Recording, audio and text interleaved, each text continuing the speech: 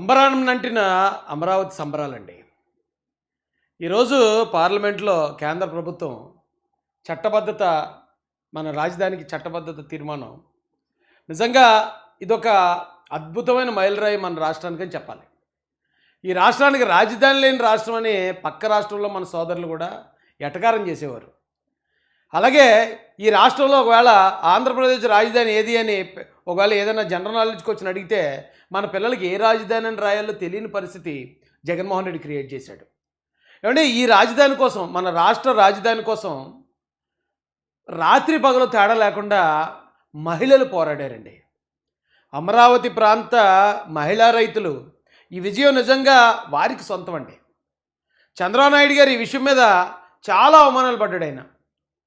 ఇదే జగన్మోహన్ రెడ్డి ఆయన అక్కడేదో అవినీతి చేశారని, అక్కడ కమ్మోళ్ళకి ఏదో దోచిపెట్టేశాడని, అక్కడేదో ఇన్నర్ రింగ్ రోడ్ కట్టేశారని రకరకాల ఆరోపణలు చేసి ఆయన ఒక పక్కన బదనాం చేయడానికి, ఆయనకి మానసిక క్షోభ క్రియేట్ చేయడానికి ఆయన టార్గెట్ చేసేవారు. మరో పక్క పాపం ఈ మహిళలు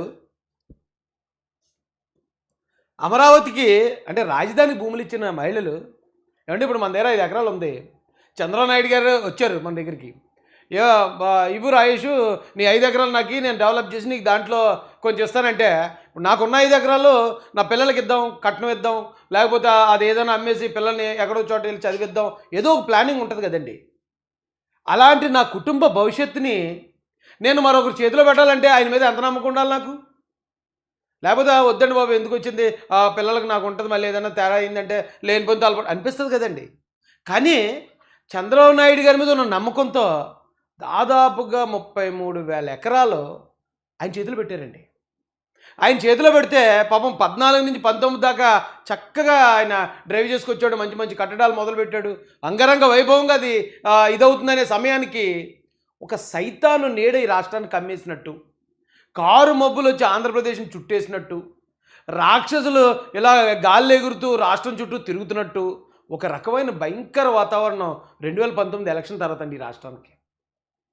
ఇక ఒక చీడ పట్టినట్టు పడేశారండి ఇది అమరావతికి. ఎన్ని మాటలు మాట్లాడాలో, ఎన్ని అవమానాలు చేయాలో, ఎన్ని రకాల కుల వివక్షలు అక్కడ రేపాలో అంత దారుణంగా ఇచ్చేశారండి. కానీ వీళ్ళు నిజంగా చెప్పాలంటే అండి ఎడతెగని పోరాటం చేశారండి. వాళ్ళకి ఎంత చెప్పినా తక్కువ వాళ్ళ గురించి. వాళ్ళకి ఆ రోజు చంద్రబాబు నాయుడు గారు చెప్పారు, నేను ఖచ్చితంగా తెలుగుదేశం పార్టీ అధికారంలోకి వస్తుంది, అమరావతి కట్టి తీరుతాం అని ఆయన మాట ఇచ్చాడు. ఆ మాట ఇచ్చిన ప్రకారం ఈరోజు కేంద్ర ప్రభుత్వం పార్లమెంట్లో కూడా తీర్మానం జరగటం అనేది ఇక శుభం పడింది అమరావతికి.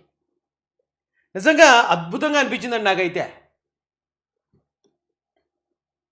ఈయన చూస్తే మనకేదో ఒక సాధారణమైన వ్యక్తిగా కనిపిస్తాడండి బయట వాళ్ళకి. కానీ ఆయన గురించి పూర్తిగా తెలిసినోడికి, ఆయన ద్వారా లబ్ధి పొందిన వాళ్ళకి, ఆయన ద్వారా ఉద్యోగాలు వచ్చిన వాళ్ళకి ఆయన ఒక దేవుళ్ళకి కనిపిస్తాడండి. అన్ని అవమానాలు పడి ఈ జగన్మోహన్ రెడ్డి గారితోనో మరొకరితోనో ఆ వైసీపీలో ఉన్న ప్రతి అడ్డమైన ఆయన తిట్టాడండి ఆ రోజున అమరావతి కోసం. అదంతా బాధలన్నీ భరించాడు ఆయన. ఆ బాధలన్నీ భరించి ఆయన నిలబడ్డ తీరు, ఈ రోజున అమరావతిని నిలబెట్టిన తీరు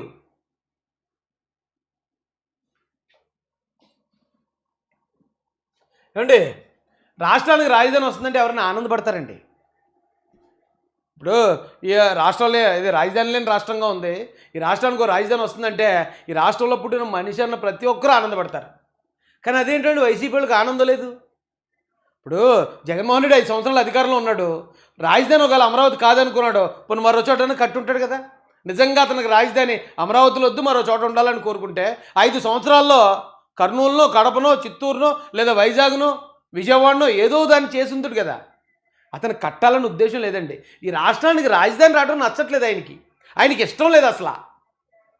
మరి అదేం కర్మ నాకు అర్థం కాలేదు. నేను ఎప్పుడు పురాణాల్లో చదివినప్పుడు ఋషులు యాగాలు చేస్తూ ఉంటే వర్షాలు పడడం కోసం, లేకపోతే ప్రపంచ శాంతి కోసం రాక్షసులు వచ్చి దాన్ని పాడు చేసేవారట.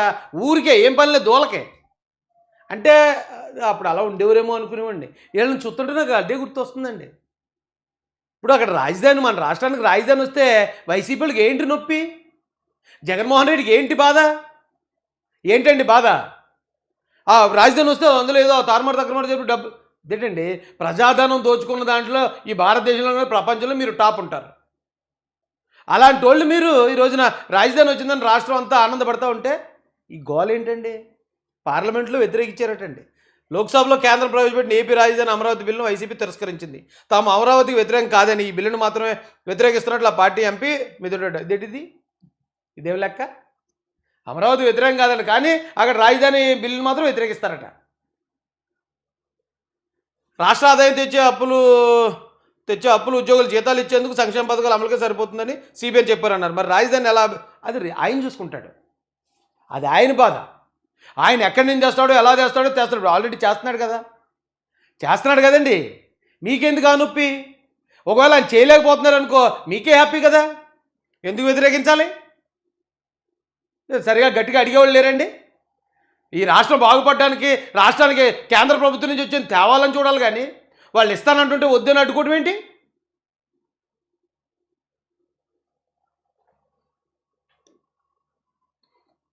ఏమండి, ఇదో బ్లాక్మెయిల్. జగన్మోహన్ రెడ్డి గారు చట్టసభల ద్వారా ఏ చట్టం అనేది చేయొచ్చటండి. ఇదే అందరూ అనుకుంటున్నట్టు ఆషామాషి స్టేట్మెంట్ కాదండి ఇది. ఈ రాష్ట్ర అభివృద్ధిని అడ్డుకునే ప్రయత్నం ఇది. రాష్ట్రం అభివృద్ధి చెందకూడదు, ఈ రాష్ట్రానికి సరైన పెట్టుబడులు రాకూడదు, ఈ రాష్ట్రానికి పెట్టుబడులు పెట్టడానికి వచ్చే వాళ్ళని బెదిరించాలని చేసిన స్టేట్మెంట్ ఇది. పైకి చూడడానికి అలాగే ఉంటుంది, కానీ ఇందులో ఎంత లోతైన అర్థం ఉందో తెలుసండి. ఏ చట్టమైనా చట్టసభల ద్వారా చేయొచ్చు. భవిష్యత్తులో కూడా రాజధానిని ఎవరూ మార్చకుండా చట్టం తెస్తున్నామని చంద్రబాబు చెప్తున్నారు. అసెంబ్లీలో వీళ్ళు చేయగలిగింది, అదే అసెంబ్లీలో మళ్ళీ దాన్ని మార్పులు చేయలేరా? చట్టాల గురించి మాట్లాడే ఈ వ్యక్తి చట్ట సవరణల గురించి ఎందుకు మాట్లాడు? చాలా సింపుల్గా ఇండైరెక్ట్గా ఎంత బెదిరింపు ఉందో తెలుసండి. అవును, ఇప్పుడు చేశారు, ఇప్పుడు చేస్తే మళ్ళీ మేము అధికారంలోకి వస్తాం, క్యాన్సిల్ చేస్తాం. మీరు ఎవరన్నా ఈ లోపు అమరావతిలో పెట్టుబడులు పెట్టారనుకో, ఎవరన్నా అమరావతికి ఏమైనా పెద్ద కంపెనీలు వచ్చి మీరు ఉద్యోగాలు ఇద్దామన్నారనుకో, మీరు అందరూ నష్టపోతారు. అబ్బాయి, నేను వచ్చానంటే క్యాన్సిల్ చేస్తాను. ఇండైరెక్ట్గా అంటే ఇక్కడ ఈ రాష్ట్రం అభివృద్ధి చెందడం కానీ, రాజధాని రావటం కానీ, లేకపోతే ఇక్కడ పిల్లలకు ఉద్యోగాలు రావటం కానీ ఏమీ ఇష్టం లేదండి జగన్ గారికి. ఇదేం దారుణం అండి? అలా బెదిరిస్తారా అంత దారుణంగా? అయితే జగన్ గారు మిస్ అయింది ఇక్కడ. చంద్రబాబు నాయుడు గారికి తెలియదు అంటున్నారు. చంద్రబాబు నాయుడు గారితో పోల్చుకుంటే మీరంతా నేనంతా. ఇప్పుడు గతంలో ఓన్లీ అసెంబ్లీలో చేశారు కాబట్టి 2014 నుంచి 19 మధ్యలో తమరు వచ్చిన తర్వాత దాన్ని అలా నిలువరించేసి, లేదు 3 రాజధానులు రావచ్చు, 10 రాజధానులు రావచ్చు అని ఏ కబుర్లు చెప్పుకుంటూ 5 సంవత్సరాలు కాలయాపన చేశారు. అందుకే ఇప్పుడు చంద్రబాబు నాయుడు గారు ఏం చేశారంటే కేంద్రంతో చేయించారు. పార్లమెంట్లో అయిపోయింది బిల్లు, చట్టబద్ధత వచ్చేసింది దానికి. ఇప్పుడు మళ్ళీ ఇక్కడ అసెంబ్లీలో, అంటే పార్లమెంటులో చట్టబద్ధత వచ్చిన బిల్లుని అసెంబ్లీలో బిల్లు పెట్టి క్యాన్సిల్ చేస్తారా? ఉంటుందా ఆప్షన్? అది మినిమం కదండి. ఇది 10వ తరగతి పిల్లడికి వెళ్తుంది. అసెంబ్లీలో చేసిన బిల్లుని పార్లమెంట్ ఆమోదించవచ్చు, తిరస్కరించవచ్చు. కానీ పార్లమెంట్ ఆమోదించిన బిల్లుని అసెంబ్లీ అలా తిరస్కరిస్తుంది? ఇదేం బెదిరింపులండి? ఇలాంటి బెదిరింపులు పెట్టుబడులు పెట్టడానికి వచ్చిన వాళ్ళని బెదిరించే పద్ధతి ఇదా? ఈ రాష్ట్రాన్ని అభివృద్ధి చెందనివ్వరండి మీరు? ఈ రాష్ట్రానికి రాజధాని రావద్దా?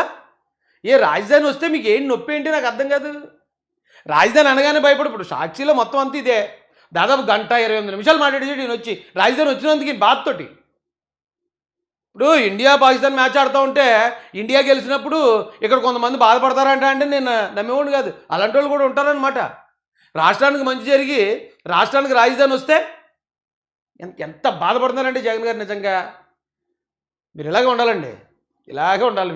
మీరు ఇలాగ ఉన్నంతసేపు తెలుగుదేశం పార్టీ అధికారంలోనే ఉంటుంది, రాష్ట్రం కూడా బ్రహ్మాండంగా ఉంటుంది.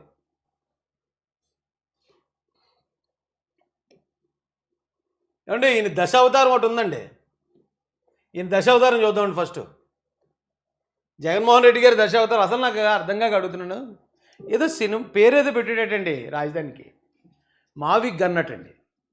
ఏంటండి మావిగ్ గన్? ఆ మాట విన్నాక నాకు సినిమా గుర్తొచ్చిందండి. ఇది ఒక కామెడీ సినిమా, ఇది రాజేంద్ర ప్రసాద్ గారిది అనుకుంటా, క్విక్ గన్ మురుగన్. లేదంటే మారి అనేది సినిమా, అనేదో తమిళ సినిమా వచ్చింది. ఇలాగా ఏంటి నేనేమనుకున్నానంటే మావి గన్ అని పేరు సోషల్ మీడియాలో చూసాక ఆయన ఏదో చెప్పి ఉంటాడు మామూలుగానే, కానీ ఎవరో క్రియేట్ చేశారు ఇదొక మీమేమో అనుకున్నాను నేను. కాదు, జగన్ గారే చెప్పారట అది. నేను చూశానండి ఆయన చెప్పిన మాట. ఇదిగో ఇలాంటి మాటలు చెప్పడానికి బాబు అదేదో పదార్థం ఉండకూడదండి ఒంట్లో. ఇప్పుడు ఆయన ఓడిపోయి ఉన్నాడు కాబట్టి నేను చాలా మాటలు మింగేస్తున్నాను. కానీ ఇలాగ ఎవడన్నా ఒకవేళ ఎవడో పనికిమాలిన ఎవడు ఇస్తాడు ఐడియాలు ఎలాంటి పాపం ఈయన స్క్రిప్ట్ రాసిస్తే ఆ స్క్రిప్టేగా చదువుతాడు. ఇంత దరిద్రమైన ఐడియా ఇచ్చినాడు ఎవడో, నాకు అని చూడాలనుకుంటున్నాడు.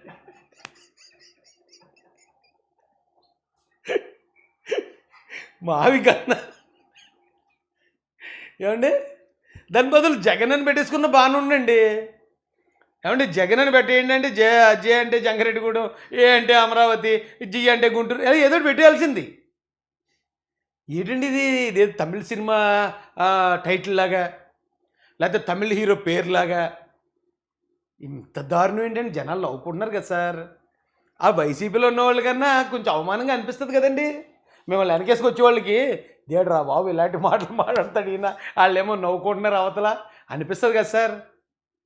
అయ్యో ఏంటండి ఇది పద్ధతి ఏంటి? మచిలీపట్నంలో మా, విజయవాడలో వియా, గుంటూరులో జియా, గన్న గన్న. ఎప్పుడు మనకి గన్నలో గొడ్డల్లో కత్తులు భలేటోళ్ళండి. ఇదిగో నాకు ఇక ఐడియా వచ్చిందండి. శ్రీ రావి మావి చిగురని పెడతారు ఇక, అది అయితే ఇంకా బాగుండు మీకు ఇచ్చిన, మీకు అందుకే సరైన సలహాదారులు లేడు. ఇప్పుడు శ్రీ రావి మావి చిగురు అన్నారనుకోండి, ఎలా ఉంటుందో తెలుసు. అది శ్రీ అంటే శ్రీకాకుళం, రా అంటే రాజమండ్రి, వి అంటే వైజాగ్, మా అంటే మచిలీపట్నం, వి అంటే విజయవాడ, చి అంటే చిత్తూరు, గురు అంటే గుంటూరు. అయ్యో మొత్తం రాష్ట్రం అంతా కవర్ అయిపోయింది మీకు. అలా వేయాల్సింది. ఇంకా కొంతమంది అయితే బూతులు పెడేస్తున్నారండి. ఈయన జగన్మోహన్ రెడ్డి గారు మాట్లాడిన దాని కింద సింపుల్గా చెప్తాను నేను, ఆ బూత్ అంతా నేను చెప్పలేను కానీ, దెంతులూరు, గుంటూరు, తాడేపల్లి ఈ మూడింటిని కలిపి చేయన్నా, మూడింటిలో ఫస్ట్ అక్షరాలు పెట్టానండి ఎవడో కానీ. ఎందుసారి ఇలాగా ఐటమ్ అయిపోతారు? ఎవడు చెప్తాడండి మీకు? మీరు సైలెంట్గా ఉన్నంత ఉత్తమం లేదండి. ఏదో మేధావి మౌనంగా ఉంటాడని ఏదో ఉంటుందండి, ఓ సామెత ఉంటుంది. మీరు అలా మౌనంగా ఉంటే మిమ్మల్ని మేధావి అనుకుంటారు సార్ ఈ రాష్ట్రం. మీరు కానీ నోరిప్పారంటే ఇదిగో ఇలాగే మొత్తం ట్రోలింగ్ ఐటమ్ అయిపోతారు మీరు.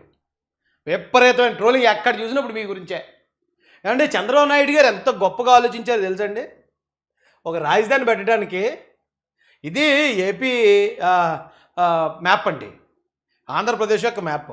ఇక్కడ ఇది కనిపిస్తుంది చూడండి, ఇది అమరావతి. అంటే కరెక్ట్గా సెంటర్ అండి. శ్రీకాకుళం నుంచి వచ్చేవాళ్ళకి, చిత్తూరు నుంచి వచ్చేవాళ్ళకి, లేదా కడప నుంచి వచ్చేవాళ్ళకి కరెక్ట్ సెంటర్ పాయింట్.